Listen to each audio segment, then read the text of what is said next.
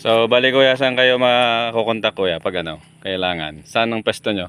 Sa palengke, yung Orena sa. Sa Bayambong? Oo.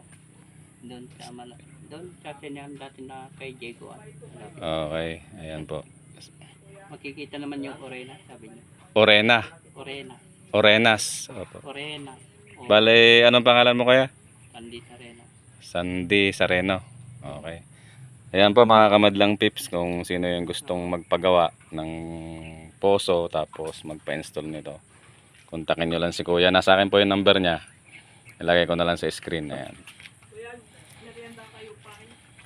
Doon,